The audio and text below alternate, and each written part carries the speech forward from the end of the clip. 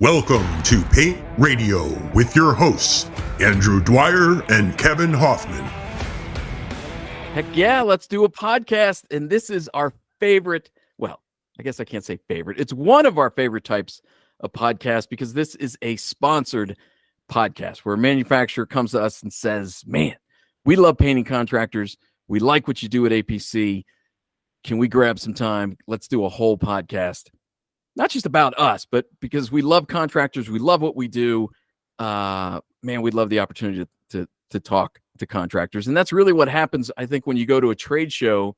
It gives contractors an opportunity to really spend time with the manufacturer and get to know more about what they do, why they do it, learn a ton of stuff that you probably don't know. So that's what we're doing today with Zinsser. Good Lord, Zinsser is... not to make this about me, though I do love making things about me. I have worked with Zinsser pretty much from day one when I started working at APC. And this is my 30th year at APC. It's APC's 100th year. But man, at Zinsser, it's their 175th year, which is mind-blowing. So we've got some good people from Zinsser because Zinsser has a lot of good people. So let me introduce. We've got Frank Glowacki, Director of Brand Marketing. I have known Frank too long. Frank, welcome to the podcast, sir. How are you? Fantastic. Great to be here, Andrew. So great to have you guys here. And we have Nate Hardy, Director of Product Management, Architectural Coatings. Nate, thanks for being on the podcast. Thanks for having me.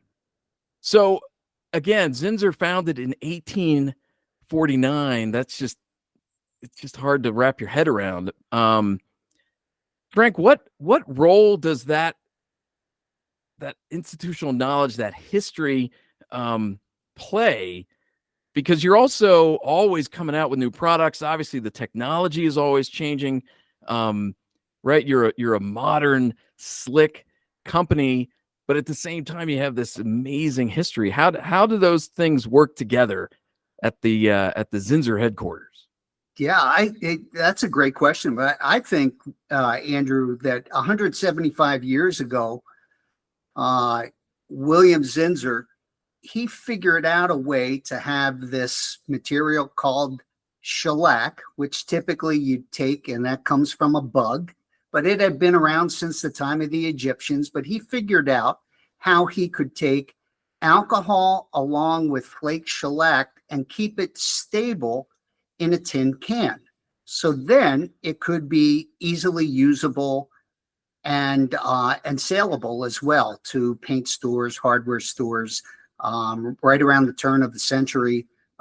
Before that, out of Brooklyn, New York. So, we continue that spirit of innovation that William Zinsser had 175 years ago.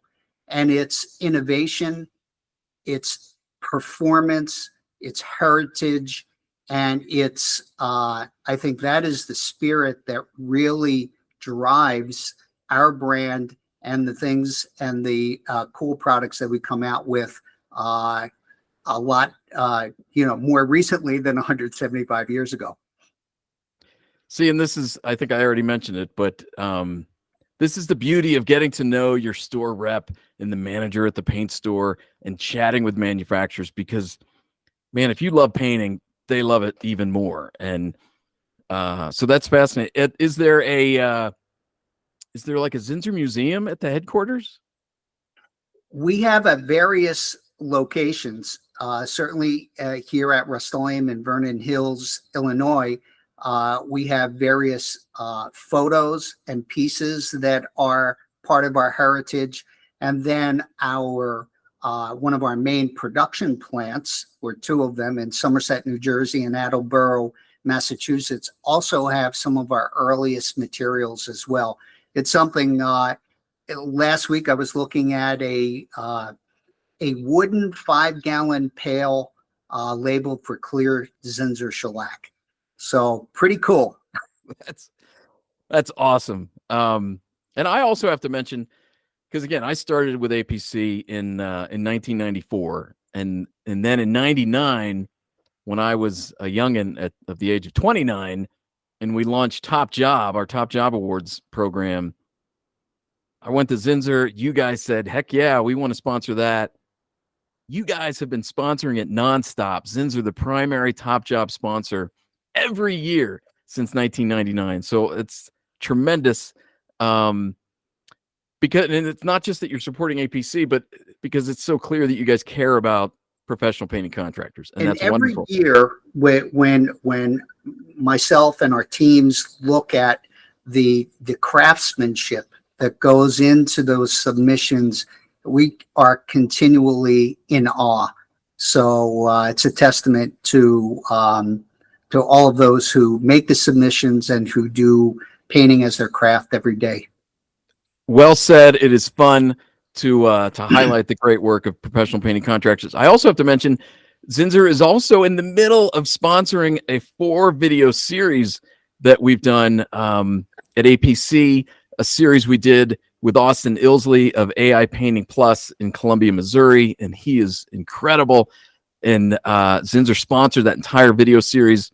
You can find that on APC's YouTube channel. We even have a video where we talk to painting contractors and we ask them, what do you know now that you wish you knew when you were a young painting contractor? So it's really cool stuff. Look at that again on the APC YouTube channel. Okay, let's dive into some primer talk. Is it fair to say, accurate to say that Bullseye is Zinsser's bread and butter? So, I mean, Bullseye 123 is without a doubt, as are waterborne chemistries and acrylic chemistries. They're the largest sellers. So yeah, it is our bread and butter.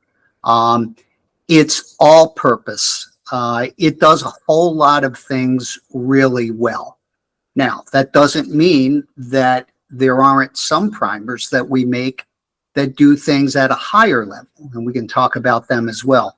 But if you want a gallon or a 5 in your truck, in your van, that, hey, is a go-to all the time and is just a rock star since its introduction in the early 80s, yeah, Zinsser Bullseye 123 is just the one that's going to be able to do that mostly every surface you can think of, inside, outside, or whatever. Nate, you got any further thoughts? Yeah, I would say that Bullseye 123 it's the bread and butter of most painting contractors.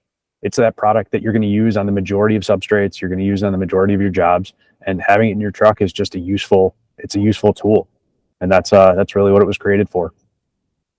Yeah, I think that makes a lot of sense. And the phrase universal primer, I'm assuming that would make you guys cringe, right? Because there is no such thing as a universal primer. And Frank, you already sort of touched on that while Bullseye is so good for so many things, you got to know its limitations. And so, we are going to talk later about some specialty primers in depth. But in general, when do you think people should start to move away from Bullseye and say, you know what, I need a more specialty product? I mean, primers are problem solving. So it all depends on what the situation is that they're faced with. If you have if the problem is that you have an odor that you're trying to block and seal, Bullseye 123 should not be your answer for that. Others, it's preference. Me, as an example, when I'm doing exterior work, I love the penetration of an oil alkyd product. So I go to Zinsser Cover Stain. That doesn't mean, as Nate had just said, that Zinsser Bullseye 123 isn't great on, wood siding or whatever. I don't know. Nate, your thoughts? Yeah, I think that when you're a new painter, when you haven't painted a surface before and you've got a problem on your hands, 123 is a good thing to start with. You give it a try, and you find out, like, a water stain. Sometimes it does a job. If it's a light water stain, if it's a heavy water stain, it's not going to do the job. So you learn as you're using the products what it's going to do and what it's not going to do for you, and you kind of make your shifts that way. But 123 is a great place to start for most problems. Most situations you run into on a paint job. Hey guys, my name's Kevin Hoffman. I'm the editor of APC Magazine. I had a question about spraying. We're seeing more and more of the industry moving in that direction. When is it appropriate to use primer in a spray, and when? What are the particularly best primers to use in those circumstances? Hey, Nate, you want to take this one? Sure. So I would say that all of our primers are formulated to spray. So really most architectural paints on the market, you're going to be able to spray those products. There's different recommendations, tip sizes, pressure that you're going to use, types of sprayers that you would use. But airless spray being the most common would be acceptable with any of the Zinsser products. As you get into kind of the more specialized spray equipment, HVLPs, conventional systems, then you'd look at fitting recommendations, different types of uses there. And then it really comes down to what you're doing as a project. Are you looking for production? So high output, you're going to try to get through priming all of your siding in kind of an afternoon, or are you trying to go for a fine finish, like priming your cabinets in a kitchen? So really different purposes for spraying. It really gets rid of those brush marks, roller marks, any of that stipple that's on the surface from using other tools. But yeah, any of the products should be able to be sprayed, and it's a great application for it. Nice. What about when it comes to sanding in between primer coats or after primer coats? What are your general rules of thumb? What do you like to advise painting contractors about when that's needed, when it's not? Yeah, I mean, with Zinsser primers, sanding between primer coats is not demanded. I think a lot of the audience will say, well, I do like to sand for can it increase the mechanical adhesion? It certainly can, and that can. We think that might be overkill. But what it does do is make your finish smoother. So if we're going over unfinished wood, we are going to find some kind of grain raise, no matter what chemistry you're using. It's just going to happen, whether you're using a waterborne, an alkyd, or even a shellac, to that matter. And if you want the smoothest, best looking finish with your top coat, then you would, but it's not demanded. Nate, your experience? Yeah, typically with sanding between primer and top coat, the times that I would recommend it is if you've waited a while after you've primed. So you've waited past your cure window, 3, 5, 7 days, something like that. You want to open that primer back up, like Frank said, get some mechanical adhesion there. The other time that I like to sand between primer and top coats is when I'm changing technologies. So if I'm using an alkyd primer and I'm putting a latex top coat over it, or a waterborne primer and then an alkyd top coat, creates a little better mechanical adhesion there. Mixing chemistries, I always say, in between coats. And Nate, you just mentioned water-based primers. When is the best time to use oil-based primers, and when are times when water-based is improved enough that it's a good choice? So, your traditional alkyds, like our Zinsser cover stain as example, is, it's great for blocking smoke, nicotine, what am I missing here? Certainly water stains. So Nate had said a light water stain, yeah, a Zinsser Bullseye 123 is going to be able to handle that. But if you have a heavy water stain, you really got to go to a different technology. So cover stain would be great for that. And I also think it's great for some penetration of exterior as well.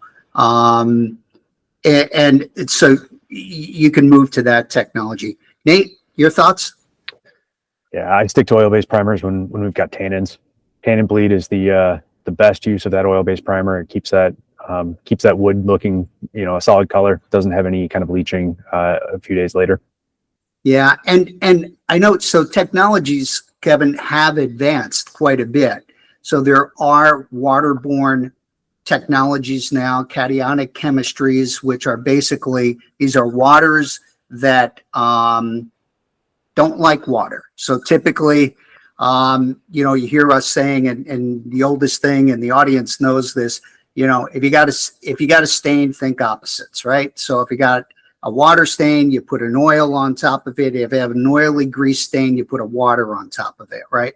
Well, in recent years, in the last decade, we now have technologies such as found in our Zinsser Smart Prime that can do everything quite well, but they have some different, they act a bit different. They're going to need more time in order to seal and block a stain. And the blocking that you might see on a tannin bleed with Zinsser cover stain, a true alkyd, it may trap the tannin and the stain in the film, but we guarantee it won't come out. So sometimes that can be a hard learned, you have to change your mind and you have to do some trusting on that. But the technologies are great. And those things come in very, very handy where perhaps the limitations of some of the chemistries, whether it's an oil or whether it's a shellac, maybe you're restricted by odor or you're restricted by flammability or anything like that. So some of those chemistries really come in handy. Let's talk about how, because again, painting contractors, they're a very educated group. They're not just trying to save money. They know what they're doing. They've got great experience. But at the same time, some muscle memory is hard to fight. And so are there any times that you think that the average painting contractor might be unnecessarily cautious about a primer, or where they assume a primer can't do X, but that actually no, the new age of primers, these modern formulations, you don't need to be so worried about a primer covering this, that, or the other thing. Any thoughts there, Frank, on or Nate, on that maybe a primer is more robust than the average contractor might think? Well, I think Frank hit on it just a few minutes ago, talking about the fact that some of the water-based primers, some of the newer technologies that are out there, they do a lot of things that the alkyd primers or the older technology primers do, where they trap stains, they lock things into the coating, and sometimes you see that coming through the coating, and I think that scares off a lot of painters. When you start to see that the surface is not completely white after you prime it, there's the hesitation. You go back and you want to prime again the next day. You're worried that your project's not going to turn out the right way. And a lot of these primers, they're designed to trap that inside of the coating. It's okay that you can see it through the surface. So just trusting your coating. I like testing systems. It's one of the things that I tend to do in the beginning of each project, kind of like test out a little test patch of how it's going to do, and then check it, prime it, top coat it, see how it looks. But I think a lot of times you'll learn that you can trust these products, even though they look a little bit different than they used to. Yeah, I agree with that. The trial and the testing in whatever we do, whether we're painting or whatever, is it builds confidence. And the new technologies are they're different. So, and at the same time, for those that don't want to push the envelope, we continue to produce, pigmented shellac called BIN, alkyd primers in various VOC levels and you can still buy a cover stain version in all 50 states in the US and in Canada. So we still have that available, but at the same time, yes, we're going to keep on pushing the envelope with other types of technologies, and that are out there. And again, I think some of the technologies, Nate, you and I were talking that, especially if you go waterborne, while it may require you to have trust, there's other benefits, the applicator benefits. Your thoughts on that?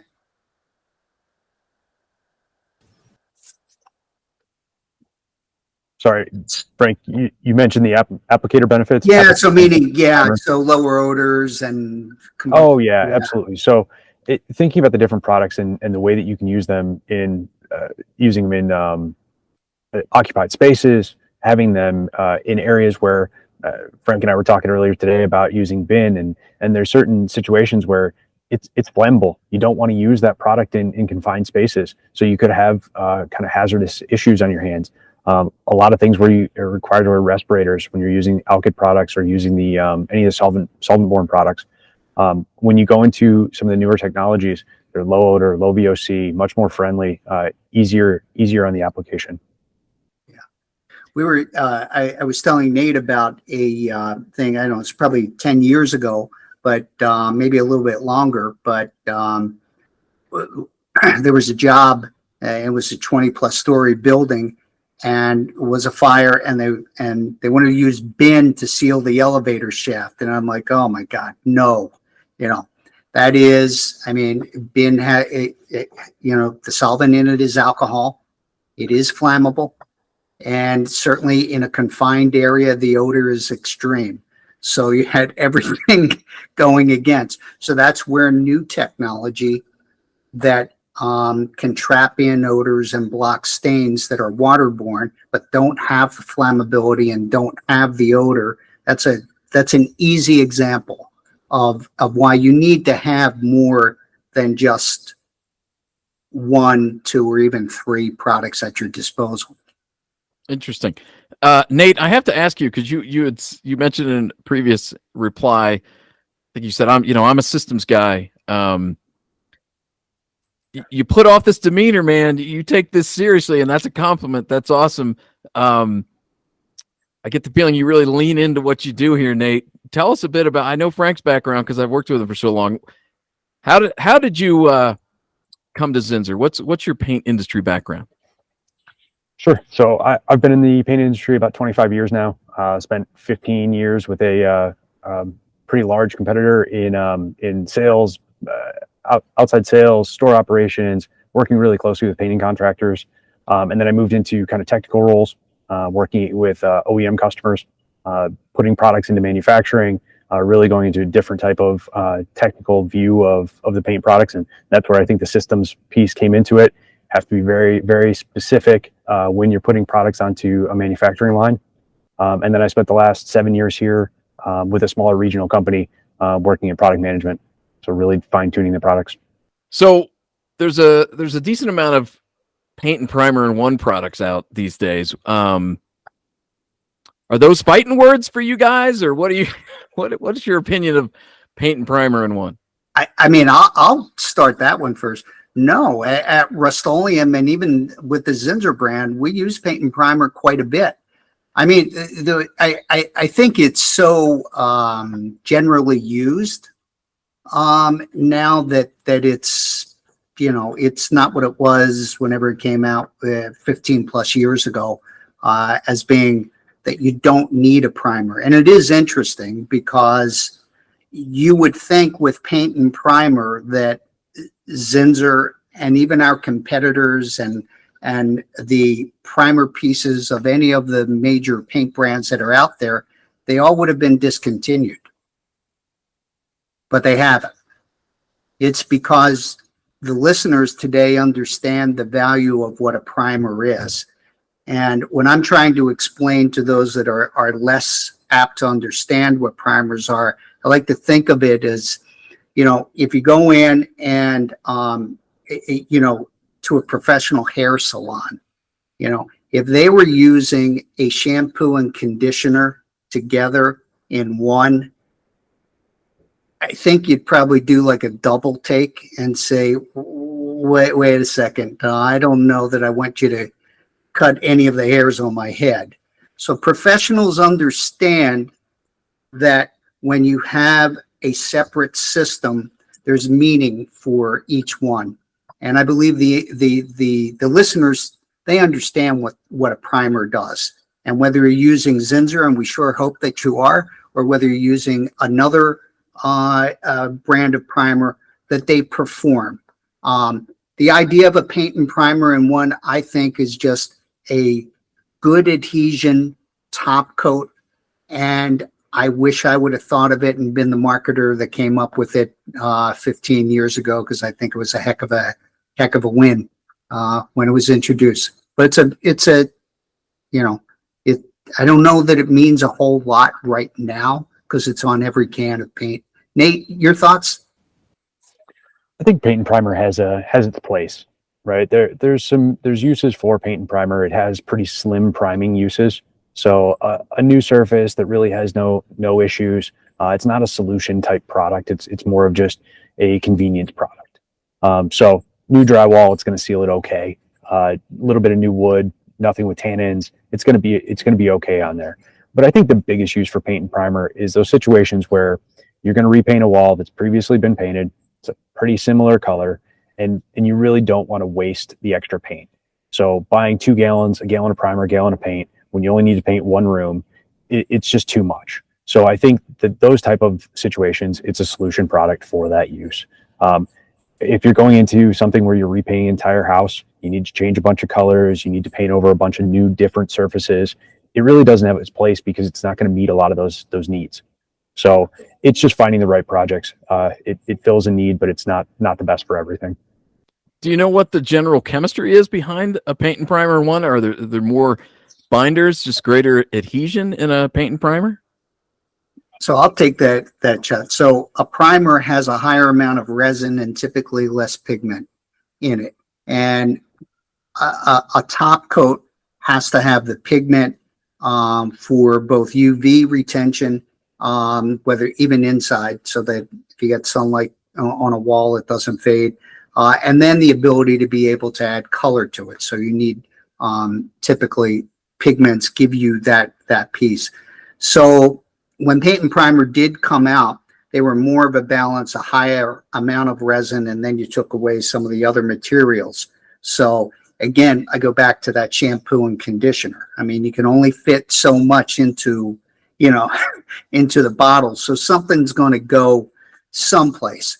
But I think Nate said it exceptionally well. I mean, basic repaints of a room, a bedroom, or whatever. I think those products are not just fine; they're good, and it's why at Rust-Oleum and the Zinsser brand, where for some of our top coats, our ceiling paints, our perma whites, or whatever, we embrace the nomenclature of the verbiage of paint and primer. Yeah. By the way, Kevin owes me $10 because I bet him. I said, I bet you $10. Frank talks about hair care chemistry, and sure enough, he did. So that's you owe me $10, Kevin. Let's You can take it out of my paycheck. Okay. Let's talk about tinting primers. What are your thoughts on that? When do you think it makes sense? What should contractors be wary of, careful of? What considerations are in play when you want to tint a primer? Nate, you got this one? Yeah, so tinting primers is completely acceptable. Most primers have recommended colorants that will go with them. I typically, any product that is not set to have a higher tint load, I'd say about 2 ounces per gallon is where you want to end up. The less, the better. The more colorant that you put in there, kind of the more the viscosity drops on the product. And then also the longer it takes to dry. So colorants don't dry. They tend to pull out that dry time. When you're priming things, you want to get back onto that as quickly as possible. So the more colorant you have, the longer it's going to take. But yeah, tinting products is completely acceptable. What I think we found is that tinting primer to a gray gives you better hide under most colors than actually tinting it to the color. So a lot of customers try to tint it directly to a yellow or to a red. And really that light color that's coming out of that white primer with colorant isn't doing you that much good. The grays tend to work a little better. Yeah, in fact, to that point, quite some time ago, we introduced the Zinsser Bullseye 123 in a gray pre-mixed because it was just such a great, simple answer that's out there. It's not like you couldn't tint it, but we were just like adding an exclamation point to say, hey, use this in those situations. So I know Zinsser just has a bunch of specialty primers, and obviously painting contractors are busy. They can't know everything about everything. So at the risk of asking a parent to choose from their children, which they like best, what is an under the radar primer that you think should get more attention and more use that the listeners should maybe take a second look at? Nate? I've got my favorite. I would say Guards. Guards is probably our most underrated primer. So if you've ever torn drywall and you've got that chalky mess on your hands, Guards will go right over top of it. Going over wallpaper adhesive that's on the wall, couldn't get all that glue off, it'll go right over top. Or if you've got some chalky concrete, it'll go right over. It'll seal that in, and you've got a fresh surface to paint over. So mine is Zinsser Mold Killing Primer. I mean, it does what the name says. It's the only EPA registered primer that kills mold. And why I think it's so cool is, now, while this doesn't mean that if you have mushrooms growing on your wall or you just had a major flood, I mean, just like the back of the can says, that if you've got wet drywall or whatever, you got to properly restore that. It's got to be ripped out or whatever. But for those places where you've got light mold or you want to prevent it, Mold Killing Primer is just awesome. It is a great, great product. And yeah, I think that's one that if you haven't used it, use it. It's and great cover on it as well. So again, I think I mentioned before, I'll mention again, the ZinsserPrimers.com website, a ton of information. I don't know how new the look is, the marketing look, but with that very heavy red, it's very catchy. I'm a marketing nerd in addition to being a paint nerd. And man, Zinsser, I'm sure all of you have noticed, big marketing push to get the word out there. I see Zinsser's programmatic ads on most of the websites I attend. So that's very cool. Frank, I know you're not in the marketing department, right? You're the brains behind the product. But do you have any thoughts or comments on that aspect about how marketing plays a role in all that? Because you have such great products, right? But you can't hide it under a bushel. You got to get it out there. So do you have any role in that? Yeah, a lot. And we've worked together with our communications and team to be able to put that program together.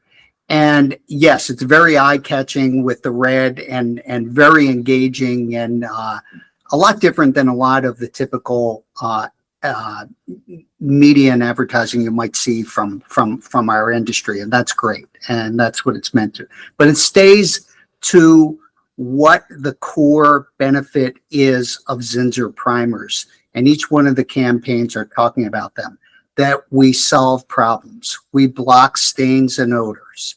We have awesome adhesion. You can use our products that you can use bin down to 0, and you can use 1, 2, 3 down to 35. And all of the different things and all the problems that you have, including mold, anything like that, we've got an answer for it. And that's why, as we say, Zinsser always hits the mark. Frank and Nate, great stuff. I knew it would be. I was excited this morning when I came to work because I love doing these types of podcasts. I love your love for the industry, for the product, for the professionals. Just great stuff. Frank Glowacki, Director of Brand Marketing, and Nate Hardy, Director of Product Management, Architectural Coatings. Thank you, gentlemen. Thanks for being on the podcast.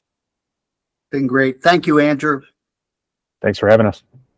And again, the website, ZinsserPrimers.com. And also check out that series of videos on the APC YouTube channel. Really great stuff. Austin Ilsley in Columbia, Missouri, AI Painting Plus. Man, that guy, he knows his stuff. And he's just, I think he's that's why we used him for the videos. He loves what he does. Certainly you might learn something, but it's also it's a great resource to show your painters. Certainly new painters, if they're learning about primers and how they work, man, have them watch those primer videos sponsored by Zinsser. Really great stuff. And of course, if you're looking for kindred spirits, that's why we exist. PaintMag.com, all of APC's resources there to make you happier, have a better business, more time off, everything you're looking for. PaintMag.com. Thanks for watching the podcast. We'll see you next time.